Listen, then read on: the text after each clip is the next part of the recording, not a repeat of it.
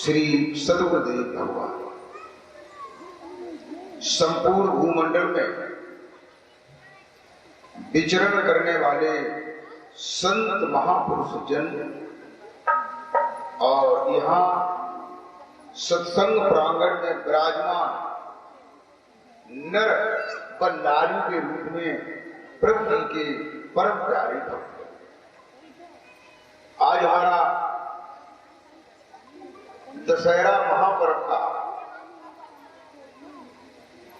जो कार्यक्रम चल रहा है उसका आज तृतीय दिवस है, यानी तीसरा दिवस है। 2 दिन अभी सत्संग और होगा।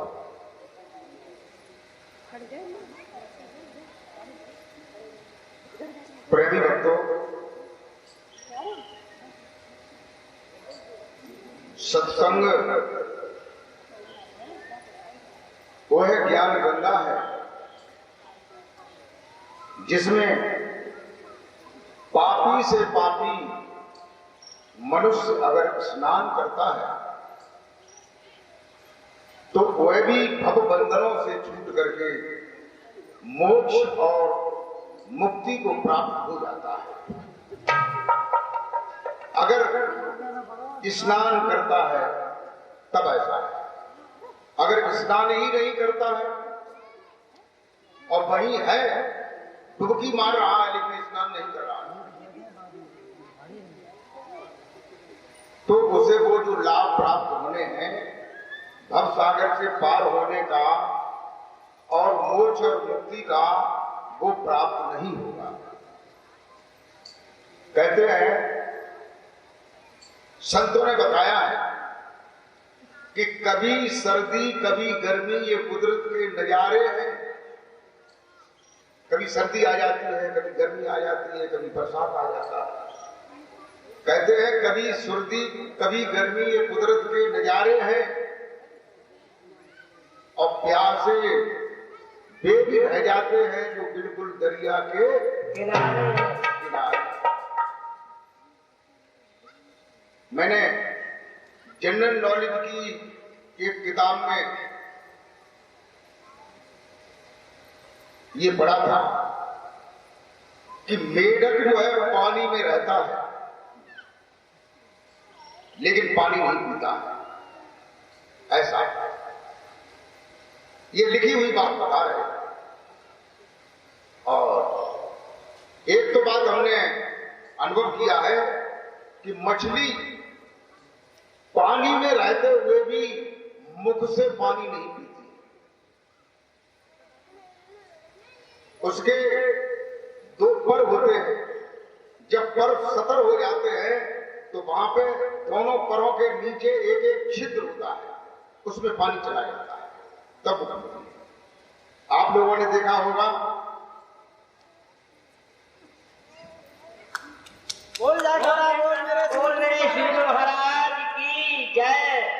जितना ही ज्यादा पानी होता है और मछली उसमें रहती है तो आप लोगों ने देखा होगा या नहीं देखा होगा तो आप लोग देख लेना। ये कोई ऐसी बात नहीं कि किताब जो है बहुत ज्यादा पैसों की आएगी, उसे कैसे खरीद पाएंगे, उसमें कैसे पढ़ पाएंगे। ये तुम्हारे संसार की किताब की बात है। मछली पानी में ऊपर को फदकती है, करीब 1 गिलास या कुछ ऊपर को आती है, तब उसके पर सतर हो जाते हैं और वो पानी पीती है। ये मैंने देखा।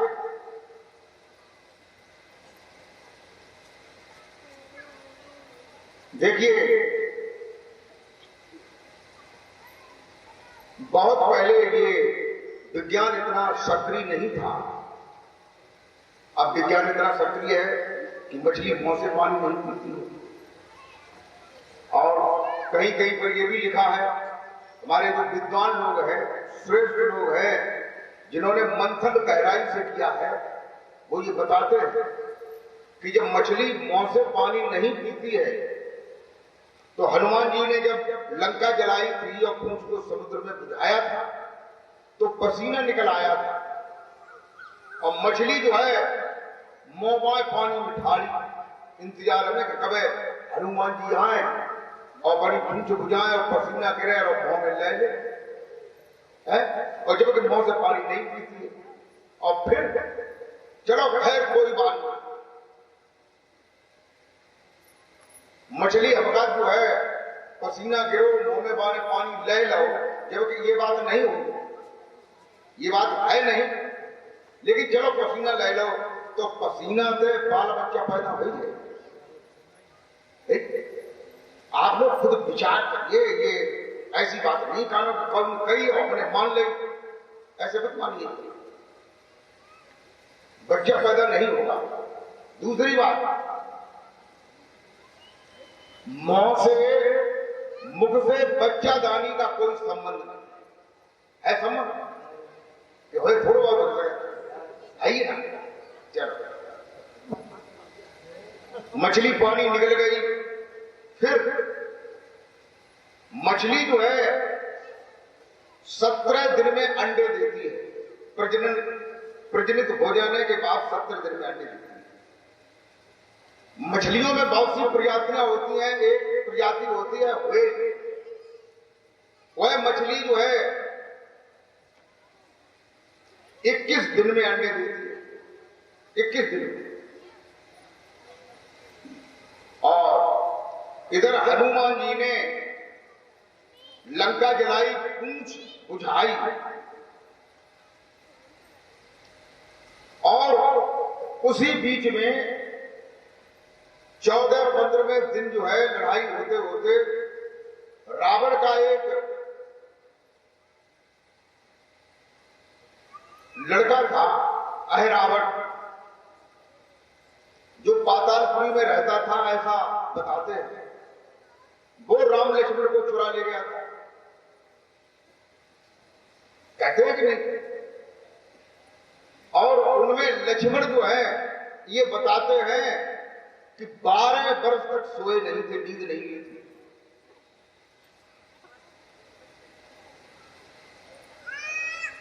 क्योंकि लक्ष्मण की पत्नी उर्मिला ने ये कहा था, स्वामी तुम अपने भैया के साथ जाते हो, अपनी भाभी के साथ जाते हो, तो सेवा करना। ये नहीं कि तुम सो जाओ और तुम्हारे भैया भाभी को कोई रात में आघात करता है। तो लक्ष्मण जी जो है 14 वर्ष सोए नहीं। और लक्ष्मण कितने बड़े वीर थे बताइए। जब धनुष टूटने की बात आई थी तो जनक जी ने ये कहा था, हे दीप दीप के राजागण, हम किसे कहें बलशाली है, और हमको तो ये विश्वास हुआ पृथ्वी वीरों से खाली है। हम करते नहीं प्रतिज्ञा है तो ऐसी हंसी नहीं होती, और सीता को कुंवारी रहना था, पर ये बेबसी नहीं होती। ये वचन जब सुने तो लक्ष्मण जी ने कहा, आदेश भ्रात का जो पाऊं, पृथ्वी को उठाऊं हाथों पर, कुंदुक समान जल में फेंकूं, क्षण भर में नष्ट भ्रष्ट। और ये सड़ा गलासा धनुष रखा, ये और बताओ किस गिनती में है। ये लक्ष्मण जी ने कहा, कौन सी गिनती में है, और पृथ्वी को उठा के फेंक दें। फिर वे लक्ष्मण 14 वर्ष सोए नहीं, इतने वीर और बलशाली, और उनको अहिरावण चुरा ले गया। फिर हनुमान जी पता लगाते लगाते गए 14वें दिन, तो अहिरावण वहां मिला। उसके दरवाजे पे हनुमान जी का लड़का मिला, मकरध्वज। जबकि मनुष्य का प्रजनन जो है 9 महीने में होता है, और हुआ केवल जो है मछली जो है पसीना को निकले जो है केवल 14 दिन हुए। ये रामायण की बात है। तो कहने का मतलब ये है, हम ये नहीं कहते हैं कि आप रामायण को न माने, रामायण को माने, गीता को माने, वेदों को माने, उपनिषदों को माने, सबको माने, लेकिन समझ करके मानिए, जान करके मानिए। ये कोई जरूरी नहीं है कि वो तुलसीदास की ही लिखी हुई बात हो सकती है, बीच में भी लोगों ने बहुत परिवर्तन कर दिया। तो कहने का मतलब यह है कि सत्संग दो शब्दों से मिलकर के बना। एक शब्द है सत्य और दूसरा शब्द है संग।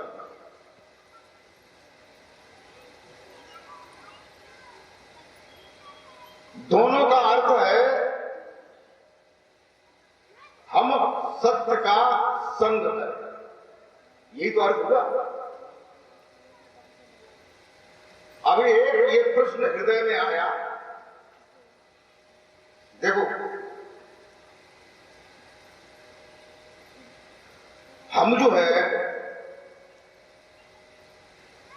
अनुभवित बात करते हैं, जो बात कसौटी पर खरी उतरती है उस बात को मानना चाहिए, और जो खरी नहीं उतरती है उसे नहीं मानना चाहिए। देखो एक छोटी सी एक बात और बताऊंगा।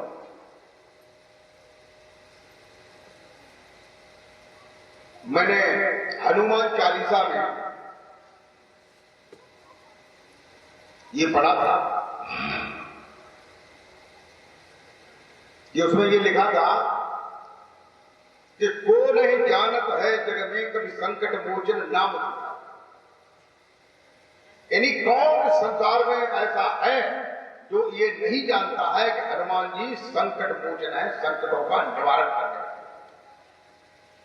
बाल समय रवि भक्ष लियो तब तीनों लोग भयो दयालु, को नहीं जानता है जग में कभी संकट मोचन नाम। बाल की त्रास कपीस बसे यह संकट काउस जातु टारो, देव ने आन करी विनती तब छाड़ी दी और कष्ट ने आग मारो, को नहीं जानत है जग में कभी संकट मोचन नाम। अब हनुमान चालीसा ये कहता है कि जब हनुमान जी छोटे थे, बाल रूप में थे, तो हनुमान जी ने अपनी माता अंजनी से कहा था कि भैया हमें भूख लगी, बहुत भूख लगी। तो उन्होंने कहा बेटा अभी तो कुछ है नहीं, थोड़े फल रखे होंगे। तो उन्होंने कहा इन फलों से हमारा निवारण नहीं होगा। तो उन्होंने कहा सवेरे जो है जो तुम्हें लाल लाल बड़े फल मालूम पड़े तो खाई नहीं। तो सवेरे सूरज निकले लाल लाल, तो हनुमान जी ने वे लय और दम पकड़ के काल में ढल। ये बताते हैं कि नहीं भाई, बताइए। ये बताते हैं हनुमान चालीसा में, यही हमारे लोगों के दिमाग में फीड है ये बात। लेकिन हमने ये विचार नहीं किया। कौन सा?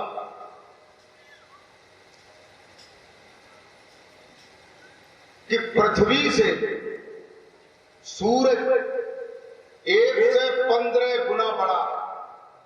कितना बड़ा? ये हमारा विज्ञान कहता है, हमारी शोध कहती है, हमारे लोगों ने उसका परीक्षण किया है कि सूरज जो है वो पृथ्वी से 1 से 15 गुना बड़ा है। 1 से 15 गुना। एक मक्का का दाना रख दो, फिर 1 से 15 दाने रख दो, उसका ढेर कर दो, कितना बड़ा हुआ। और पृथ्वी पर मनुष्य जो है कितना बड़ा है? 2 फुट जगह में खड़ो है ना। और शरीर में गाल कितना बड़ा है? 2-4 इंच को मान लो। 2-4 इंच के गाल में पृथ्वी से 1 से 15 गुना सूरज कैसे रख सकता है? रख जाएगा? शुद्ध रखी जा तो है, तभी तो कही का तुलसीदास, तभी तो कहा कोई न कोई बात होगी। ये हो सकता है कि उसका अर्थ हमने सही नहीं लगा पाया। आप लोगों ने देखा होगा गोस्वामी तुलसीदास जी ने ये बताया है। क्या बताया?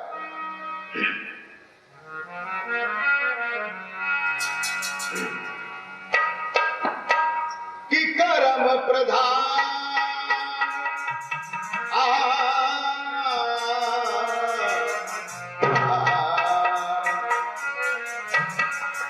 कर्म प्रधान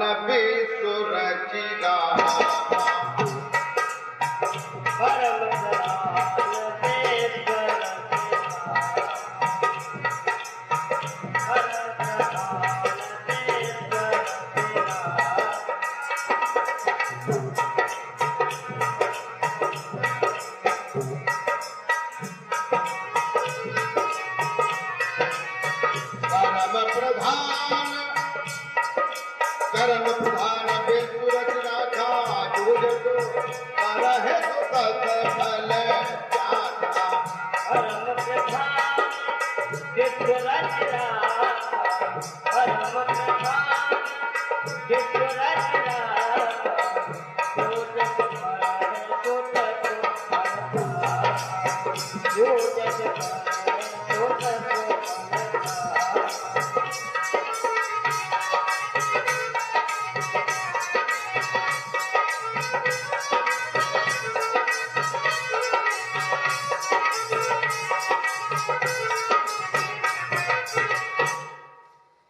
मेरे भागवत बंधु, गोस्वामी तुलसीदास जी कहते हैं कि कर्म जो है प्रधान है।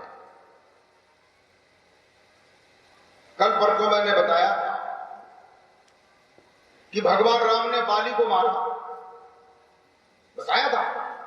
बाली को मारा, कर्म किया, संस्कार बना। वही राम जो है द्वापर में कृष्ण बने और बाली जरा नाम का बहेलिया बना। प्रवास क्षेत्र में समुद्र के किनारे भगवान कृष्ण जो है पैर पर पैर रखे हुए पीपल के वृक्ष के नीचे बैठे। बहेलिया ने ये जाना कि पीपल के वृक्ष के नीचे छाया में हिरण बैठा हुआ है, उसकी आंख चमक रही है। भगवान कृष्ण के पैर में पद्म था जो चमकता था, जो गोल होता है। दोनों चीजें एक साथ सी मिल गई। उन्होंने बाण चलाया। बाण चलाने के बाद शिकारी शिकार को देखने जरूर जाता है।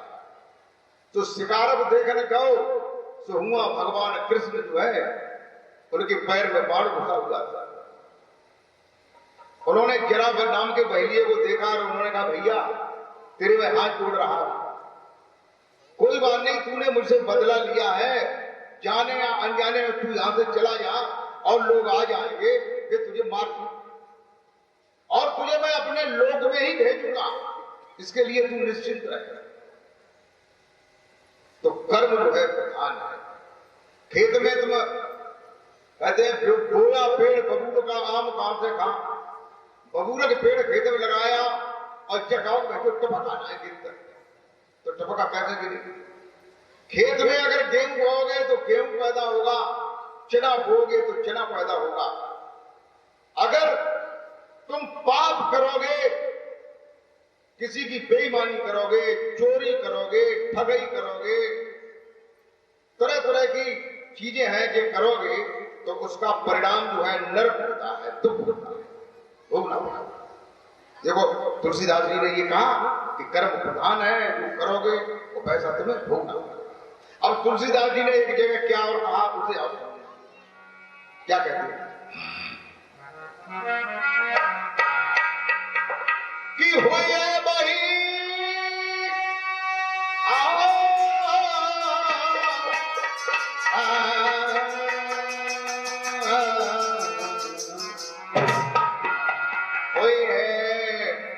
बही जो राम रुचि गाता, बही जो राम रुचि गाता,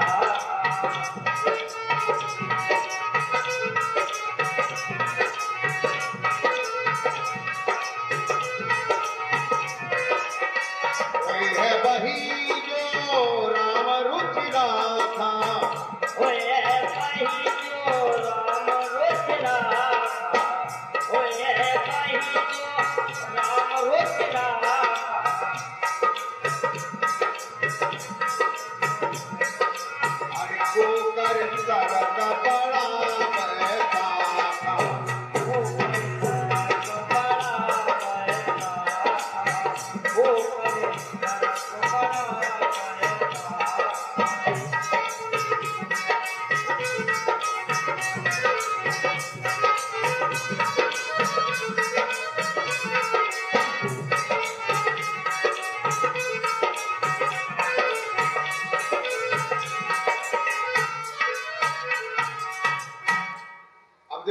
तुलसीदास जी ने इसमें कर्म की बात नहीं कही है। पहली बारी चौपाई में था कर्म प्रधान, भाई होगा जो क्या करोगे, और इसमें ये कहा कि वही है वही जो राम रुचि राखा। अब जो है क्या होगा, जो आप कर्म करेंगे वो नहीं होगा। वही है वही जो राम रुचि राखा, ये किसके लिए कहा गया है? संत और भक्तों के लिए कहा गया है। संत और भक्त जो है संसार में साधारण आदमी है, उससे विशेष है, जिसने अपनी रुचि को, रुचि माने लगन, जिसने अपनी रुचि को राम के नाम में लगा दिया है। किसमें लगा दिया है? राम की। वह वही जो राम रुचि राखा, राम में जिसने रुचि को रखा है, वो चाहेगा वो होगा, वो चाहेगा वो होगा। बोल जयकारा बोल मेरे श्री गुरु महाराज की जय। जब तुम बार बार नाम का सुमिरन करोगे तो एक स्टेज होती है, पहली स्टेज होती है, उसको कहते हैं, उर्दू में कहते हैं इल्म इल्लाह। दूसरी स्टेज होती है, उसे कहते हैं वका बिल्लाह। क्या कहते हैं? वका। तीसरी स्टेज होती है, उसे क्या कहते हैं? फना बिल्लाह। इन्हीं इसका अर्थ क्या है? इल्म इल्लाह का मतलब इल्म माने विद्या। यानी पहली स्टेज में जो तुमने साधन जाना है, नाम जाना है, भजन ध्यान जाना है, ये पहली स्टेज, जानने को पहली स्टेज कहते हैं। दूसरी किसे कहते हैं?